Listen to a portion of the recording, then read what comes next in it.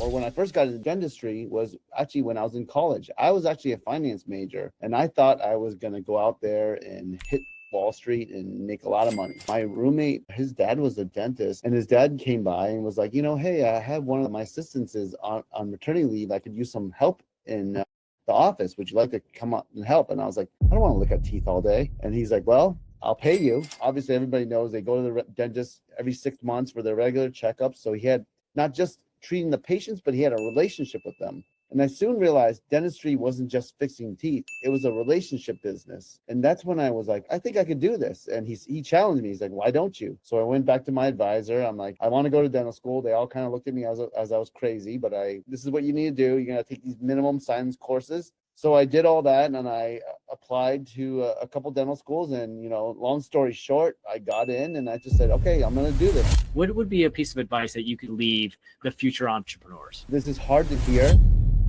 Welcome to the Art of Kaizen for Entrepreneurs, growing 1% everyday podcast. Hello, and welcome to the Art of Kaizen for Entrepreneurs podcast, where we discuss how to grow 1% every day in both business and in self. Today, we have Dr. Gregory Wu, DMD, the owner of Emerson Dental in Westford and Bedford, Massachusetts. Dr. Wu has developed a multi-specialty approach with technology to allow them to create comprehensive, customized, and complete treatment plans. Excited to talk to Dr. Wu and how he's developing his practice and taking the steps to grow Emerson Dental every single day. Thank you, Dr. Wu, for joining me today. Thank you for having me. I'm really excited to be here, and happy Friday to you all. We're live recording this right now on Friday, so thank you.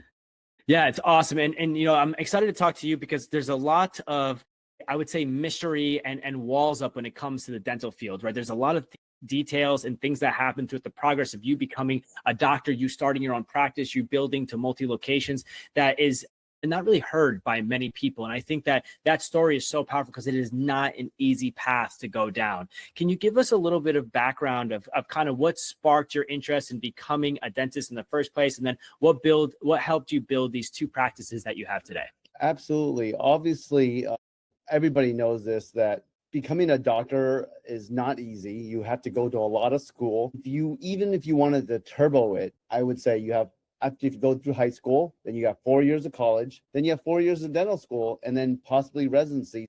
The earliest you would be a doctor practicing is 26 years old, 27, and that's if you're not going to more advanced training. So when you're talking about this journey, that's with you not learning any other thing other than the practice of the art of the dentistry. Then comes to when you're going to go out to a private practice or you're going to open your own practice, the business knowledge. So a lot of us practitioners, we have very little of that education. So some of it's mentorship, some of it, unfortunately, is through trial and error. Some of it, as we spoke before one time, Kyle, it's failure. Some of our best lessons are failure. So for me, when I first got out, or when I first got into dentistry was actually when I was in college. I was actually a finance major, and I thought I was going to go out there and hit Wall Street and make a lot of money.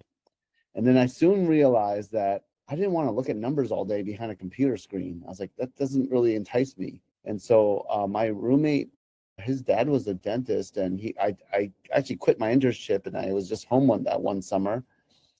And his dad came by and was like, hey, I have one of my assistants is on maternity leave. I could use some help in the office. Would you like to come up and help? And I was like, I don't want to look at teeth all day. And he's like, well, I'll pay you. And I was a poor college student, so I was like, okay, I'll do it. At least I'll get paid. But then I realized what an intimate relationship he had with his patients. Obviously everybody knows they go to the dentist every 6 months for their regular checkups. So he had not just treating the patients, but he had a relationship with them. And I soon realized dentistry wasn't just fixing teeth. It was a relationship business. And that's when I was like, wow, this is really cool. I was like, I think I could do this. And he challenged me. He's like, why don't you? So I went back to my advisor. I'm like, okay, I want to go to dental school. They all kind of looked at me as I was crazy, but I went in there and I said, this is what you need to do. You're going to take these minimum science courses. So I did all that, and I applied to a couple dental schools, and, long story short, I got in, and I just said, okay, I'm going to do this. It's time for me to take a little risk. And, I did it. So obviously, because I took a little extra time, I graduated dental school at 28 years old. I did a year residency out at UCLA, and I came out to practice and lo and behold, I came out to Westford, Massachusetts. That was one of my first jobs. The gentleman, Dr. Maya, was awesome. And, I worked as an associate with him for about 3 years. And unfortunately, he had some personal things going on. And he turned to me very quickly and said, I'm not going to run this practice anymore. Would you like to take over? And I'll tell you, Kyle, I really wasn't ready, but I just said, you know what? When are you ever ready? It's that old saying.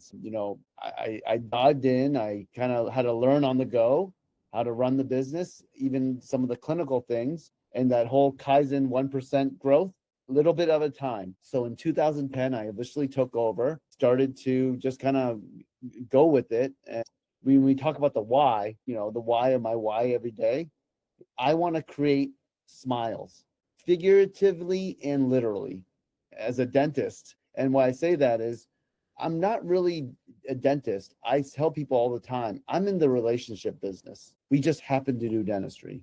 So that's my story, Kyle. I mean, we obviously, when I took over, when I was with Dr. Maya, it was very small. It was a small 5-chair practice. And as I got more popular, it kept growing. My dear friend, Dr. Sui, who we went to dental school together, he joined the practice by accident. Because unfortunately, a year after I bought the practice, my aunt got very sick, and she was, she had a lung cancer of stage 4, and unfortunately it was terminal. And I had to actually go to Taiwan. And as you know, it's halfway, I'm out here in Boston, so it's halfway across the globe. And so you don't go there for a weekend. So unfortunately, I was the only doctor, and my friend, he was in Tufts Dental School as doing his residency. And I asked him, I'm like, hey, do you mind babysitting my office for a week? He said, yeah. He's like, I know you got a lot of things going on. I said, yeah, I just got to go out there and see her before she goes. And so I took about a week and a half off. I came back from that trip, and, I don't see children in the practice, but he's a pediatric dentist, or he's in his pediatric residency. And I came back and I looked at the schedule. I'm like, why are these 2-year-olds in my schedule? He's like, well, I was talking to some of your patients and I told them what I do. And they were like, can I bring my kids in? And I said, yeah, I'll just see them. He's like, don't worry. He's like, I'll just come here once a month and see all the kids in your practice. And so this is my story of gradual improvement, because that's really how it started. When he finished his residency, he went from 1 day a month in the practice to 2 days a month to 3 days to, he's with me full time. And, the practice kept growing. It grew to the point in 2015 that we actually ran out of space, that we had to go across the hallway, expanded it out to 8 chairs. And we really just kept going, However, I will say this, you sometimes become the victim of your own success. You get so big, so bigger office, bigger problems. And so you have so much staff. And that's the one thing I always said, I don't want to lose that personal touch. We are always still in the relationship business first. And I don't get to see all my patients all the time because we got so big, we went to expand to a second location, but we always talk about our vision, our values, and our mission statement. That's something we always repeat to everybody. And we talk about the why, but our mission statement is to treat our patients like we want to be treated. And, our values are honesty, efficiency, leadership, honesty, efficiency, creativity, and lastly, fun, because we're in the relationship business. And so we are a multi-specialty practice. So, and we also want to be a tech-forward office. So one thing that you'll see if you come to our practice, we have integrated all of AI can handle.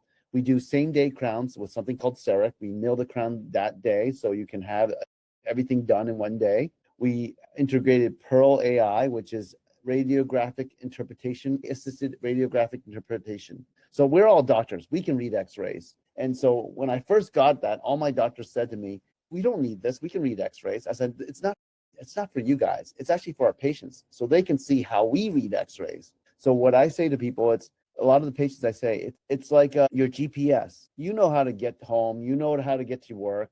But the GPS has an extra layer of reminders and, turning and traffic patterns. And it's the same thing with Pearl AI, AI-assisted radiographic interpretation. It just makes sure that the clinicians don't miss something. It alerts it, and it actually makes it much easier. We've also integrated Mango Voice AI, which we actually have a AI receptionist, so that on those busy times when someone calls and everybody can't read it, it doesn't go straight to voicemail. The AI will assist because it can handle most of the smaller issues. Also, The AI will help us summarize some of the conversations so that we can be more efficient with our time. We're on cloud-based software, so we have access to our patient database. So I could be in Florida and dealing with a patient emergency, and I have all of their information on the tip of my phone.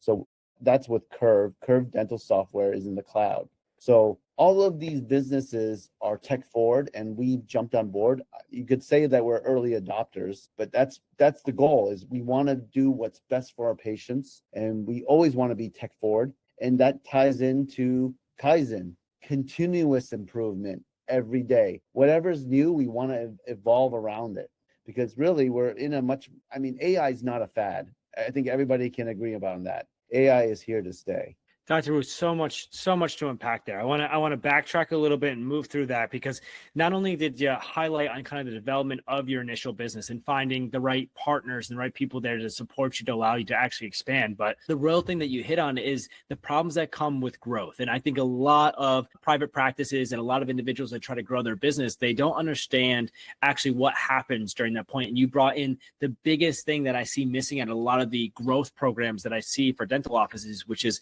we need to make sure that we are a single team that represent the same culture. We have the same mission, we have the same vision, we have the same core values as a business. And that means that it doesn't matter if I treat the patient or if one of the staff does, they are going to be treated the same way no matter what. So that way it gives you the trust as the owner to pass it to your employees and the freedom to actually grow. But the one thing that you hit on that I'd like to get a little bit more detail is your education when it came to business, when you got the actual practice. When you purchased this practice and, small 5 chairs, I'm assuming you already had some bit of an employee base, but what was the first things that you started teaching yourself and learning that was the business side of growing your practice outside of just the medical side of working on the teeth and with the patients? Absolutely. I mean, one of the things I'll say to you is with business, it's different than dentistry and the science. Science is a little bit more black and white of there's a wrong and a right.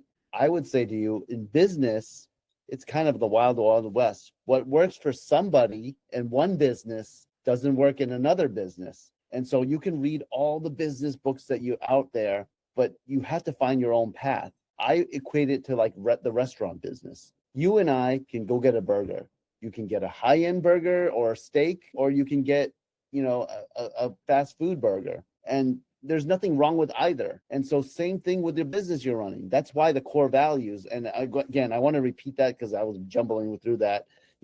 It's honesty for our values, creativity, leadership, efficiency, and fun. Those are our 5 values. And I actually list them for every employee of how I define them. Honesty is the first book of wisdom, and I will always be transparent with all the key decisions within the practice. Creativity, it's intelligence, it's laziness, just having fun. It's intelligence, having fun. Find a way to better do something. I always want to see what else is out there that we can do better. That's why I want creativity. The people that, want to just do it because we've always done this way, that's not the right answer.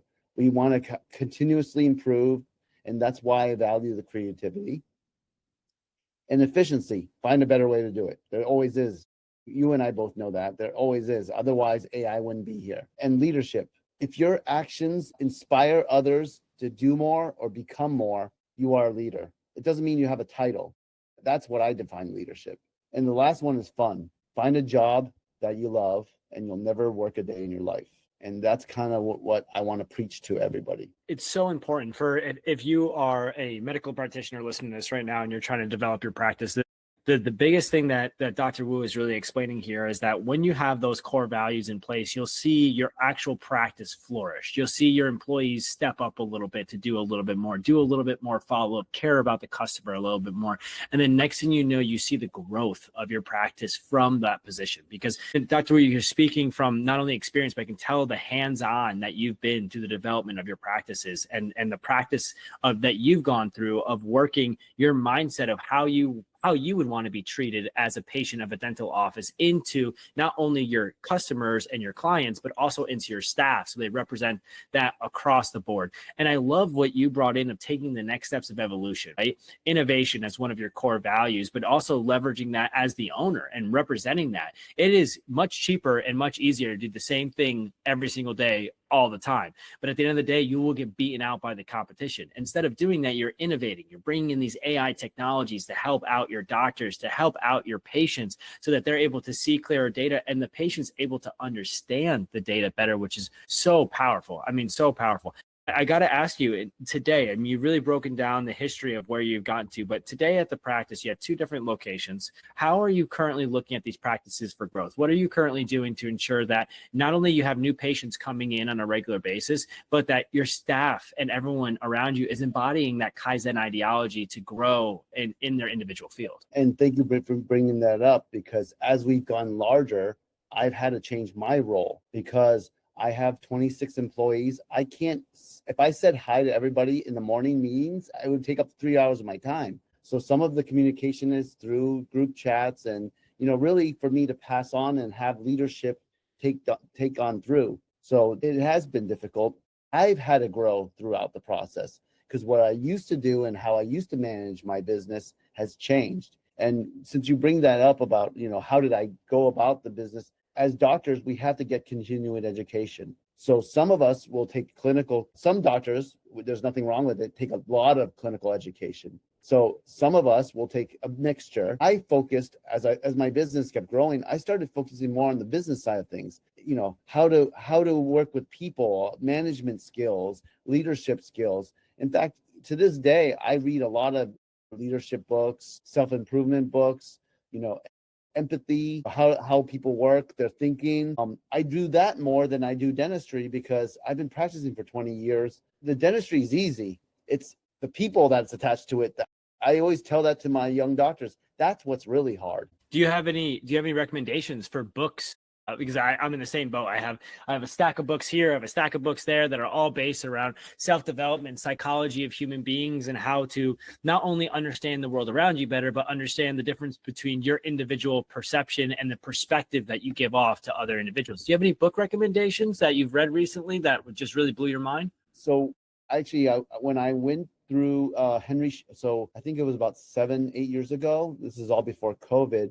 Henry Schein had a Dental Business Institute. I went through their program and we read a lot of different books. But one of the books that really worked well for me was The Art of Explanation. It was a book of how to convey your message in different ways because everybody hears things differently. Some people listen, some people see, some people read, some people watch videos. And for me, that was very eye-opening. Like, having multiple ways to communicate the same messages is going to give you a broader spectrum of people that will understand it. I mean, some people need to hear the same message over and over again. I know I do sometimes because occasionally I'm like, oh yeah, I heard this before. Okay, I got to remember that.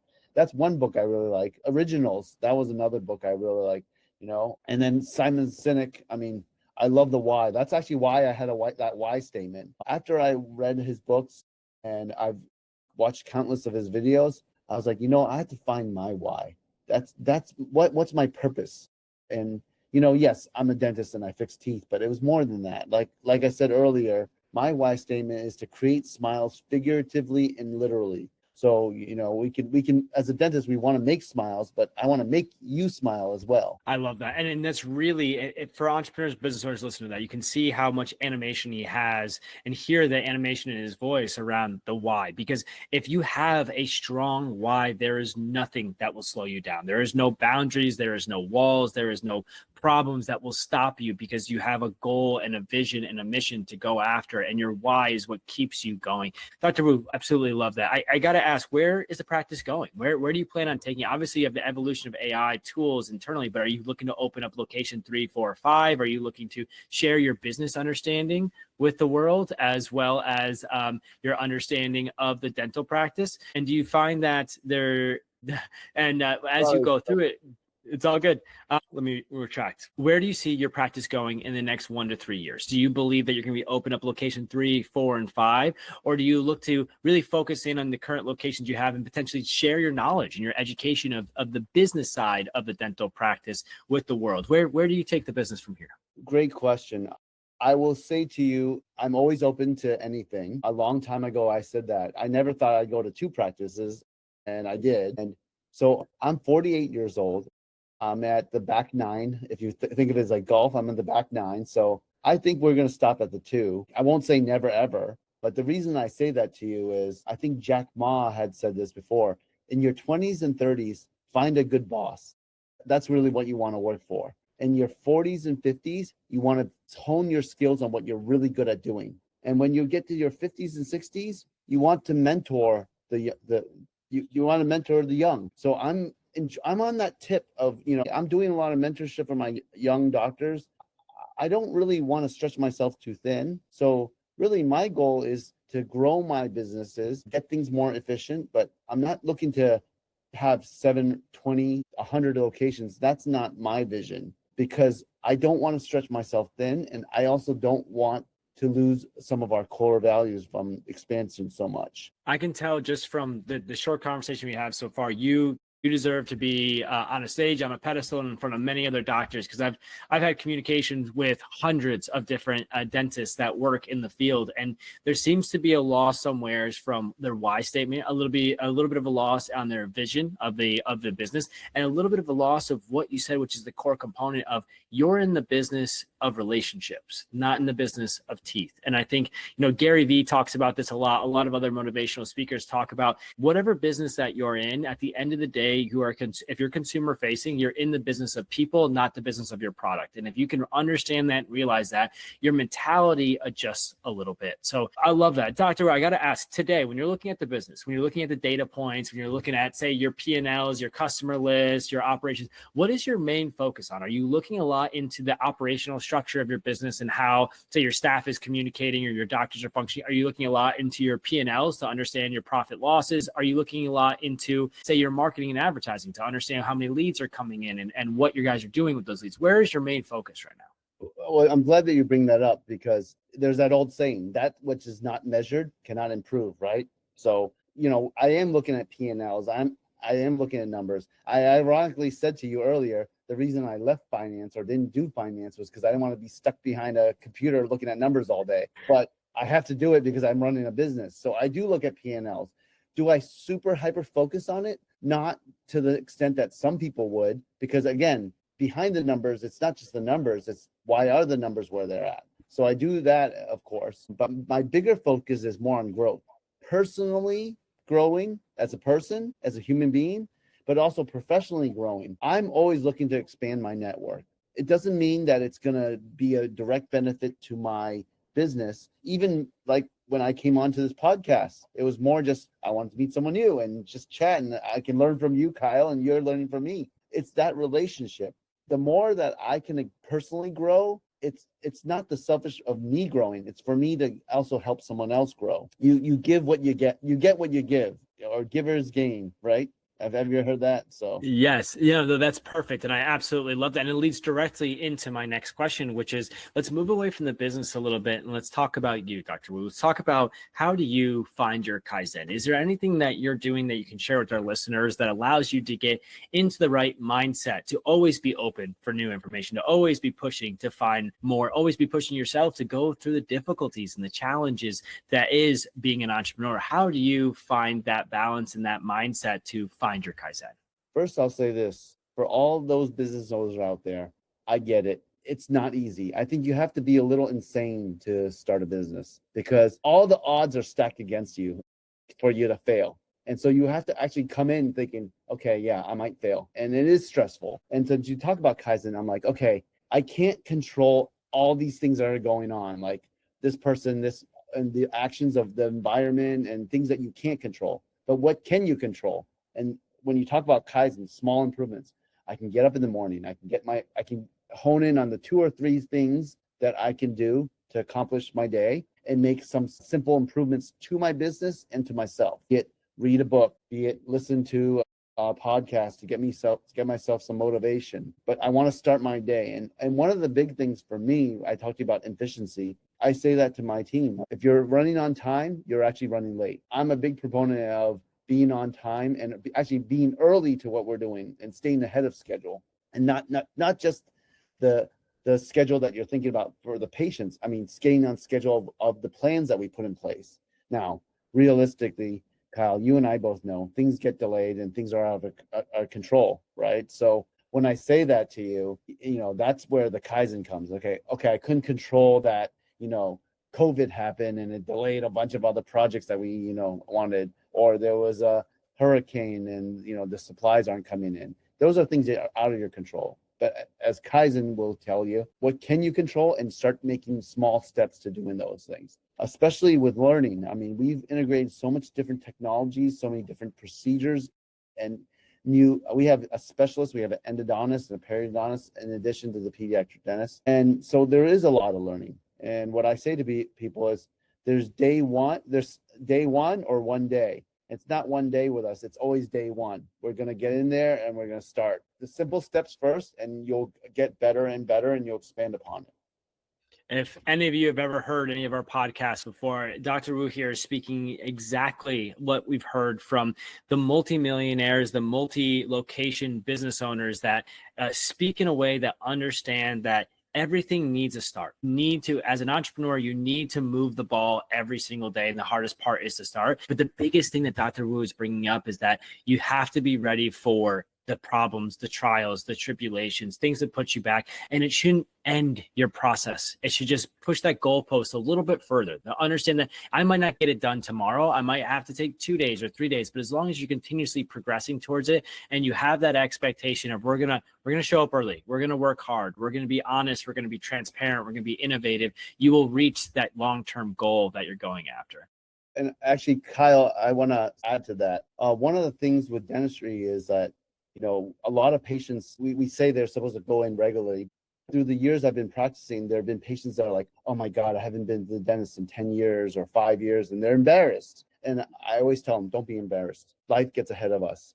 And we talk about step one. I'm like, you already did step one. You showed up today. That's a huge accomplishment. And I tell them that. I said, the fact that you're here today, it doesn't matter that you've been neglecting your health. I'm so happy you took the hardest step, which is here today. You're here, and we're going to fix whatever problems are. It's not going to be done in one day because you took step one, and we need to make a plan to get you back to your dental health and your overall health. I love that. And I love that. And I'm assuming you're in the same process with all your new doctors that come in as well, right? Step one is you got here, right? Now the journey really begins, and let's just make sure we're constantly taking those steps forward. My last question for you, Dr. Wu, is if you could leave something with our audience, maybe either a story of a problem that you had that you overcome that changed the way you thought business, or any advice and recommendations that you would have for someone that's maybe in the medical field that's looking to start their own practice and evolve, what would be a piece of advice that you could leave the future entrepreneurs? Well, I'll say this to you, all you future entrepreneurs. This is hard to hear, but embrace failure, because failure has been our best teachers. And, it sucks when you fail, but all of my best lessons were from failure, unfortunately, but it's what made me who I am today. If you never fail, then you'll never succeed. Very, very powerful. Thank you so much, Dr. Wu. Again, Dr. Gregory Wu, the owner of Emerson Dental, located in Westford and Bedford, Massachusetts, up there in the Northeast. I'll actually be in your area next week. I'm super excited. But please come by and say hi. Please come by and say hi. Really. I love that. I want to make sure that if people want to find you, they're in the local area, how do they get connected with you? How do they find you? How do they see if they can work with you or get some advice from you? Absolutely. Well, we have obviously my Emerson Dental, our website, which is www.emerson-dental.com. And then we also have an Instagram. I also have a professional Instagram, Way of the Woo, on Instagram, and you can follow me there. There's a lot of motivational things and things about my practice in dentistry. And again, we have YouTube videos, and we've been featured with some of the partner companies of Curve Dental, Pearl AI, and Mango Voice. And please come and see us. We are a different type of dental practice. Absolutely love it. Thank you so much. And for the listeners, if you finish this video, make sure you like, comment, and subscribe, and we'll see you on the next Kaizen podcast.